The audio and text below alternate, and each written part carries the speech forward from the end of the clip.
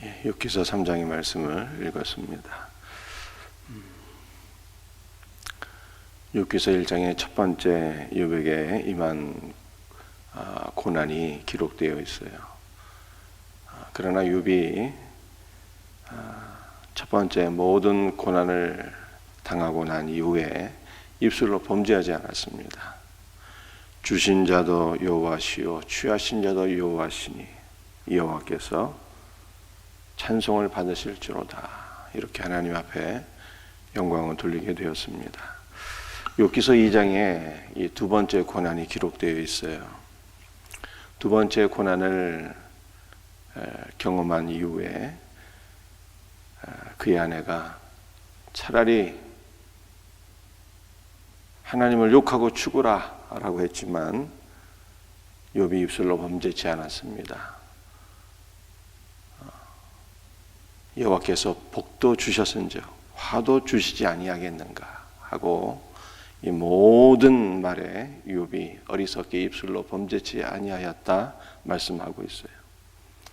그리고 나서 세 친구들이 와서 욥의 참상을 바라보며 아픈 마음으로써 7일 7야를 욥과 함께 있다가 마침내 7일의 시간이 지난 이후에 욥이 입을 열게 되는데, 세 번째 욥이 말을 할 때는요, 첫 번째와 두 번째는 믿음의 말이었지만 이제 욥기서 3장에서 욥이 세 번째 말을 하게 되는데, 이 세 번째 말은 믿음의 말과는 거리가 상당히 있었음을 우리가 보게 됩니다. 어떠한 내용일까요? 세 번째 욥이 친구들과 함께 큰 고통 가운데 7일 7야를 보내고 세 번째 입을 여는데, 세 번째 입을 열을 때 그의 말을 보게 되면 자신의 생애를 저주하는 것이요, 그 다음에 죽음을 사모하는 내용으로 구성되어 있어요. 욥의 고통이 얼마나 극심했으면 모든 재산을 다 잃고 10남매가 죽음을 당하게 되고 자신의 몸도 질병에 걸려서 고통의 극을 맛보게 되고 아내조차 이해하지 못하고 자기를 비방하는 이 고통 속에 고난 가운데 떨어지게 되었을 때 욥이 자신의 생애를 저주하고 죽는 것을 사모하는 말을 한 것이 이 욥기서 3장의 내용이에요. 그런데 이 욥기서 3장의 내용 가운데 특별히 우리가 살펴보고 싶은 내용은요, 25절과 26절입니다. 내가 두려워하는 그것이 내게 임하고 내가 무서워하는 그것이 내 몸에 미쳤구나. 나에게는 평온도 없고 안일도 없고 휴식도 없고 다만 불안만이 있구나. 이렇게 말씀하고 있어요. 여러분들, 이것이 무슨 뜻일까요? 우리는 어제 욥기서 2장 말씀을 통해서 욥이 믿음의 사람이었다는 것을 제가 말씀드렸습니다. 완전하고 정직하여. 그래서 이 완전이라고 하는 단어가 아브라함과 야곱과 노아와 욥 단 네 사람에게 적용된 단어였다라고 하는 것을 설명드렸고요. 다시 반복할 시간이 없는데, 이 완전이라고 하는 것은 욥의 믿음을 가리키는 것이고, 또 정직하다라고 하는 것은 그의 마음이 하나님을 향해서 올곧게 뻗어 있다라고 하는 의미도 되지만, 올바르게 평가를 받았다고 하는 믿음과 의를 가리키는 거예요. 믿음과 의. 그래서 욥은 분명히 믿음의 사람이었지만 오늘 욥기서 3장에서 볼 수 있는 욥의 신앙은, 그의 믿음은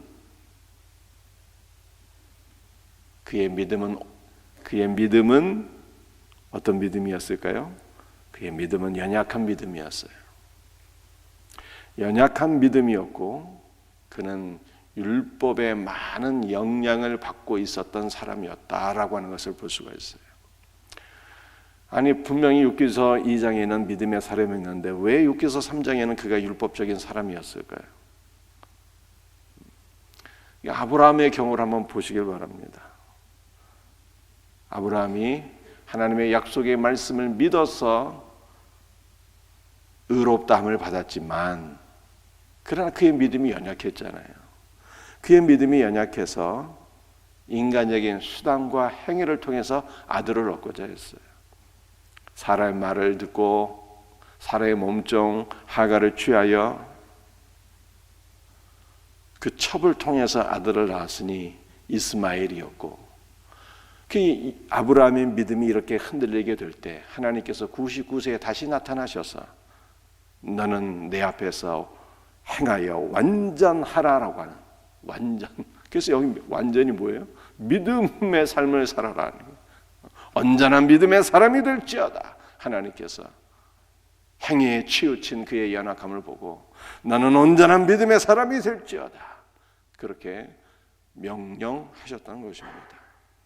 아브라함이 분명히 믿음의 사람이었지만 그의 믿음이 흔들려서 첩을 통해서 아들을 낳기도 했던 것처럼 욥 또한 분명히 믿음의 사람이었지만 그의 믿음이 연약해서 그는 율법주의에 빠지게 되었다라고 하는 것을 우리는 보게 되는 것입니다.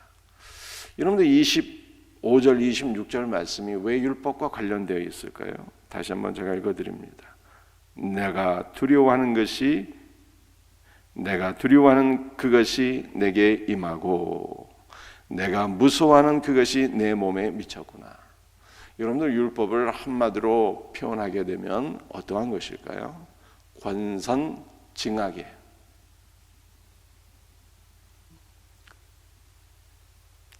선한 것을 권하고 악한 것은 징벌을 받는다라고 하는, 말씀대로 행하는 사람은 복을 받고 율법대로 행하는 사람은 복을 받고 율법대로 행하지 못한 사람들은 심판을 받는다라고 하는 것이 율법의 핵심이죠. 권선징악. 그래서 이제 욥기서 4장부터 욥의 세 친구들이 등장해서 욥과 더불어서 변론을 하게 되는데, 욥의 세 친구들은 친구의 고통을 바라보면서 아픈 마음으로 찾아왔고 7야를 그와 함께 있을 정도로 욥을 사랑하는 사람들이었지만, 그러나 다 율법의 굴레에 갇혀 있어서 욥의 큰 고통이 다 어디서 왔다고 생각한 거예요? 그가 악을 행하였기 때문에 왔다고 생각을 했잖아요. 권선징악, 다 율법에 사로잡힌 그러한 친구들이었음을 우리는 잘 알고 있습니다. 그런데 욥도 사실은 그러한 프레임을 갖고 있었다는 거예요.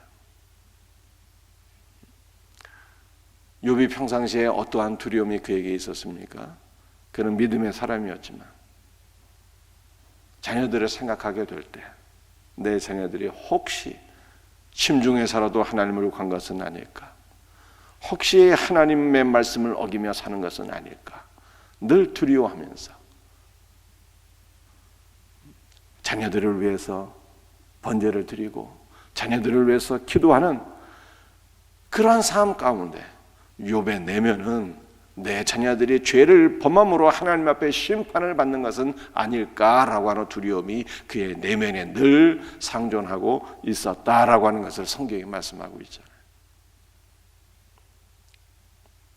그래서 욥이 고백하게 되는 것입니다. 내가 늘 두려워하는 것이 나나 내 자녀들이나 말씀대로 살아서 복을 받아야 되는데 나나 내 자녀들이 하나님의 심판을 받으면 어떻게 하나, 마음속에 이 두려움이 있었는데 내가 두려워하던 그것이 내게 임하고 라고 그렇게 말씀하고 있는 거예요. 욥이 분명히 믿음의 사람이었지만, 그러나 믿음의 사람이면서도 그의 믿음은 연약해서 율법주의에 갇혀있는 욥의 연약함을 우리에게 보여주고 있는 거예요. 여러분들, 율법과 반대되는 것은 무엇일까요? 율법과 반대되는 것은 무엇일까요? 율법과 반대되는 것은요, 은혜요, 생명인 것입니다. 율법으로 살게 되면 두려움에 사로잡히게 돼요. 내가 하나님의 말씀대로 행해서 복을 받아야 되는데 말씀대로 살지 못하면 어떻게 되지? 하나님의 심판이 오게 될 터인데 두려워하게 돼요. 반대는 생명으로 사는 거예요. 생명으로 산다는 것이 과연 무엇일까요? 생명으로 산다는 것은 내 안에 계신 예수 그리스도께서 일하시고 역사하심으로 말미암아 나에게 의를 주셨고 내 안에서 그분이 또한 일하시고 역사하심으로 말미암아 그분이 나를 통하여 율법을 이루시고 나에게 말씀대로 순종할 수 있는 힘을 주시고 주님이 내 안에서 일하심으로 말씀대로 순종하게 된다는 거예요. 이 믿음으로 사는 거지 이게. 이것이 바로 생명으로 사는 거예요. 이스라엘 백성들이 애굽에 있을 때 그 애굽 땅은 어떠한 땅이었습니까? 애굽 땅은 자신의 힘과 노력으로 사는 땅이에요. 그 나일강에서 발로 물을 대서 자신의 채소밭을 가꾸어야 되는 자신의 힘과 노력으로 사는 그러한 땅이었어요. 애굽 땅은. 그런데 이스라엘 백성들이 애굽에서 나와서 가나안 땅에 들어가게 되는데 가나안 땅은 어떤 땅이었을까요? 가나안 땅은 애굽처럼 자신의 발로 물을 내어서 농사를 짓는 그러한 땅이 아니었다라고 하는 거예요. 가나안 땅은 어떤 땅입니까? 하나님의 은혜가 있는 땅이었거든요. 하나님께서 하늘에서 비를 주셔서 하나님께서 주신 그 비로서 농사를 짓는 그런 땅이었어요. 하나님의 은혜로 사는 땅이었어요.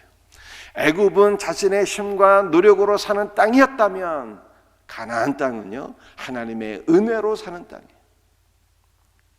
하나님께서 주시는 비로 하나님의 역사로 사는 땅, 하나님이 일하심으로 사는 땅. 애굽은 나의 힘으로 사는 땅, 가나안은 하나님의 힘, 하나님의 은혜, 하나님의 역사로 사는 땅. 그러므로 가나안 땅에서는요 이스라엘 백성들이 뭐 할 수 있을까요? 이스라엘 백성들이 안식하게 되는 거예요. 안식. 그리스도 예수 안에서 안식하게 되는 거예요. 여러분들 가나안 땅, 그 땅 자체가 그리스도 예수의 풍성한 은혜와 생명을 상징하는 땅이고 우리가 가나안 즉 예수 그리스도 안에 있게 될 때 우리는 주님의 은혜와 주님의 역사하심과 주님의 일하심을 통해서 우리는 비로소 뭐 하는 거예요? 안식을 누리게 되는 거예요. 안식을.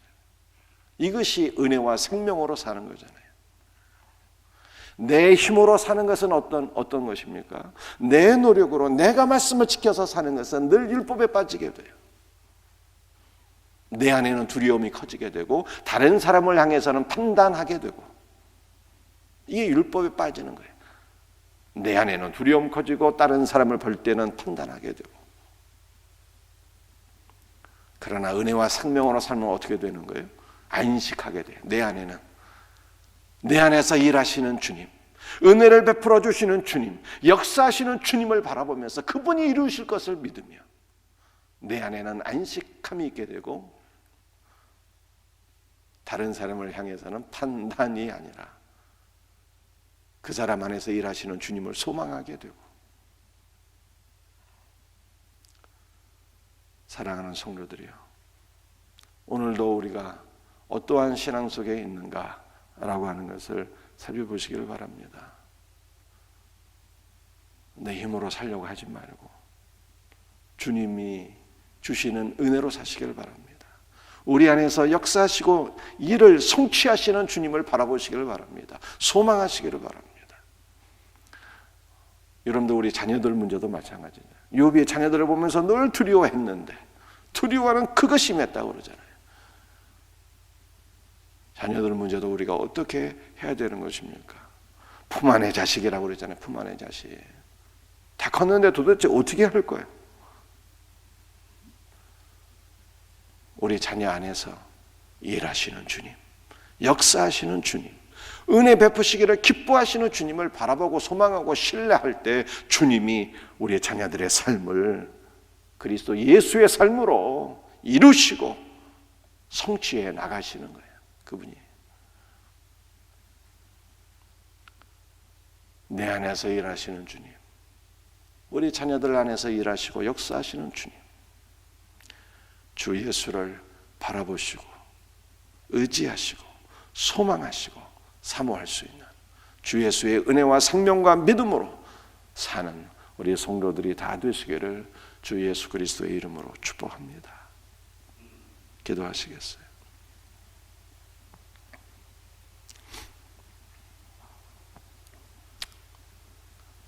주 예수님, 오늘도 욥기서 3장 말씀을 통해서 욥이 분명히 믿음의 사람이었지만 그의 믿음도 아브라함의 믿음처럼 연약한 믿음이어서 율법주의에 빠져서 권선징악의 그 굴레 속에서 늘 두려워하며 살았던 욥의 연약한 믿음을 우리가 보게 됩니다.